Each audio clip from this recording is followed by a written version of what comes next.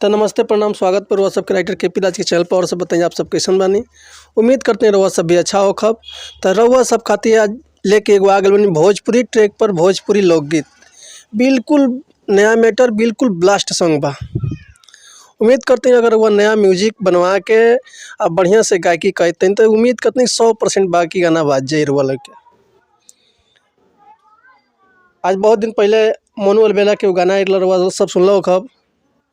शिल्पी राज गोलर लिया कि का करे जाइब कमाए बंगलोर पिया, कि का करे जाइब कमाए बंगलोर पिया, कि खोल ली न गवही किराना स्टोर पिया। यहीं पे एगो पति पत्नी के भाव लेके आ गए भैया। बहुत ही खतरनाक मैटर बा, बहुत ही बढ़िया सुंदर मैटर बा। इससे पहले कहब कि रउआ चैनल पर नया बनी तो चैनल के सब्सक्राइब करी, लाइक करी और बेल आइकन प्रेस कर दी कि कोनो भी वीडियो हम अपलोड करी तो सबसे पहले रउआ सबके नोटिफिकेशन मिले। तो आई देखी गाना कैसे बा। जेंट्स पार्ट बा भैया, 2 पार्ट में बा, जेंट्स और लेडीज मैंने मेल फीमेल गाना भाई। तो जेंट्स के बा भैया कि रखत तनी फोन वीडियो कॉल तू उठाव, कैसन बारू समाचार धन बताव। तो लेडीज़ के भैया जा कि सहले सहात नहीं के हमसे अब जुलूम पिया, देखत आवे देवरा मोर जवनिया का के जुम पिया, करत आवे घटना नहीं खे तोहरा अब मालूम पिया, कि देखत आवे देवरा मोर जवनिया का के जुम पिया।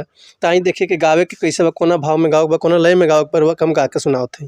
पहले जेंट्स के भैया कि रखतनी फोन वीडियो कॉल तू उठाओ, कहीं सन बारू समाचार धन बताओ।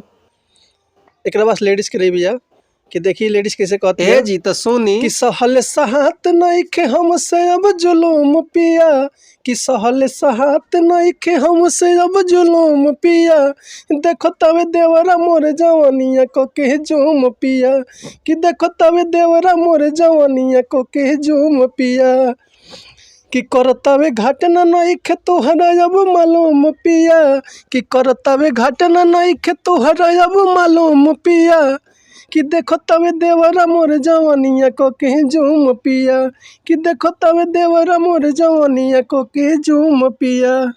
तो उम्मीद करते हैं मैटर रउआ सबके बेहद पसंद आई लई। अगर भी हमारे गांव में कोनो मिस्टेक हो गई लोग के तो क्षमा चाहते भैया, ऐसे कि हम गायक तो ना हैं लेकिन फिर भी रउआ सबके गा के हम बता सकते हैं कौन आधार से गावे के बा। अगर रउआ मैटर फुल लिखवावल चाहतनी तो डिस्क्रिप्शन में हमारा नंबर बा, कॉल कर सकिले, व्हाट्सअप कर सकिले, रउआ के उचित चार्ज पर फुल गाना मिल जाई। तो मिलता है नेक्स्ट वीडियो में कुछ नया गाना लेके, कुछ नया मैटर लेके, कुछ नया लय धुन लेके। तब तक के लिए अनुमति चाहते हैं। नमस्कार, प्रणाम, धन्यवाद। जय हिंद, जय भारत, जय भोजपुरी समाज।